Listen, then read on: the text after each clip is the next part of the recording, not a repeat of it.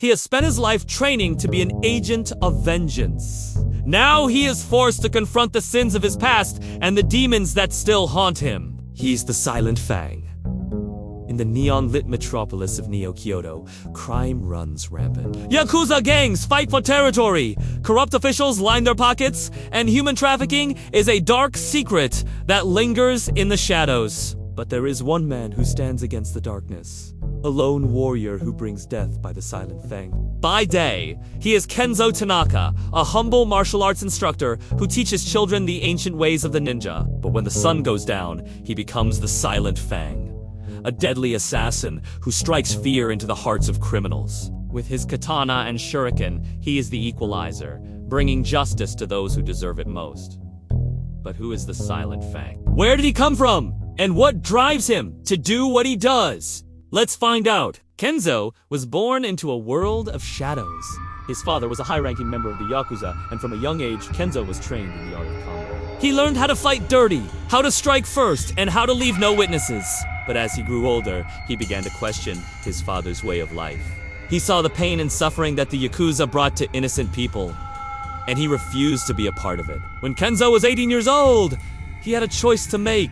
He could either join the family business or be disowned. He chose to walk away from the Yakuza, but not before stealing a large sum of money from his father. This act of defiance led to a confrontation, a brutal fight that ended with Kenzo killing his own father. Consumed with guilt and remorse, he fled Neo-Kyoto, abandoning his past and assuming a new identity. Years passed and eventually he settled down in the city's red light district, where he opened a dojo and taught martial arts to anyone who was willing to learn. But his past was not. So as Lee escaped, one day, a group of thugs from his father's former crew showed up at his dojo looking for trouble. They'd heard rumors about the mysterious martial arts instructor, and they wanted to see if he was all that he was cracked up to be. What they didn't know was that they were about to face the Silent Fang, and there would be no escape. After a fierce battle, Kenzo defeated the thugs and sent them running back to the Yakuza, empty. News of his victory spread like wildfire, and soon Kenzo was being approached by people from all walks of life, all wanting him to use his skills to right their wrongs. At first, he tried to turn them away, but he couldn't bear to see innocent people suffer any longer. So he took on the persona of the Silent Fang and became a one-man army against the underworld of Neo-Kyoto. He strikes fear into the hearts of criminals, striking them down with his katana and leaving behind only a calling card, a single white feather that serves as a reminder of the swift and silent justice that awaits them. But the Silent Fang is more than just a killer. He's a beacon of hope for the downtrodden, a symbol of justice for those who have nowhere else to turn. When the police are unable to bring a case against a crime boss or a gang leader, they call in the Silent Fang. When a businessman is being blackmailed by a ruthless Yakuza member, the Silent Fang is there to save the day. When a young woman is being held captive by human traffickers, the Silent Fang comes to rescue her. With each passing day, the Silent Fang becomes more well-known, his legend growing like wildfire. But this also makes him a target. The criminal underworld is not happy that someone is sticking it to them, and they want the Silent Fang gone. They hire assassins and send goons to take him out, but none of them can match his skill. One such assassin was Kato, a master of disguise and deception, who was hired by a crime boss to take out the Silent Fang. Kato infiltrated the dojo and pretended to be a student, waiting for the perfect opportunity to strike. But Kenzo was too sharp to be fooled, and he saw through Kato's disguise. In the ensuing fight, Kato proved to be a worthy opponent, but ultimately he was no match for the Silent Fang, and he met his end with a swift slice of katana. As the body count rises, so does the stakes. The Silent Fang has made powerful enemies, and they are coming for him in full force.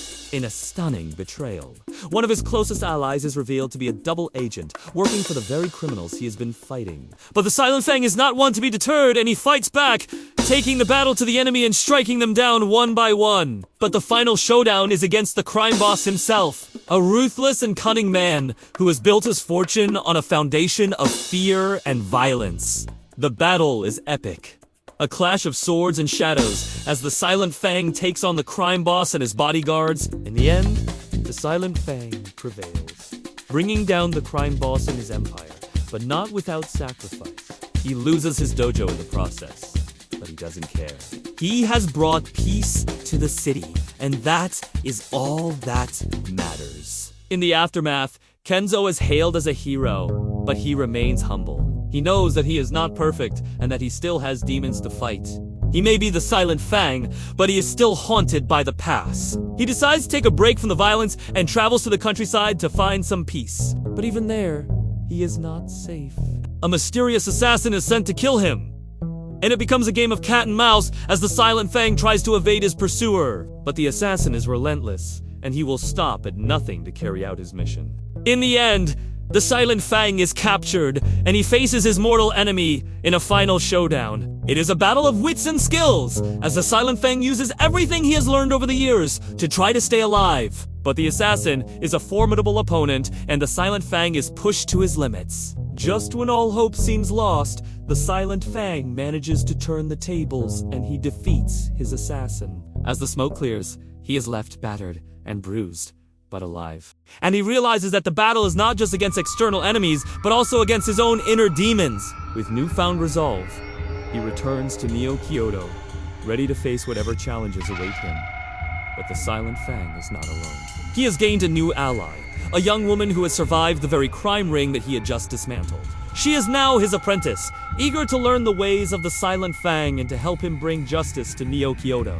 Together, they take on new missions, facing new enemies, and growing closer with each passing day. The Silent Fang has found someone to carry on his legacy, and the future looks bright for the legendary assassin. The Silent Fang is a captivating tale of action, adventure, and redemption. It is a story of a man who is haunted by his past, but who finds purpose in helping others. If you enjoyed this story, please let us know in the comments below. We'd love to hear what you think. And don't forget to like and subscribe for more amazing stories like this one. Thank you for watching.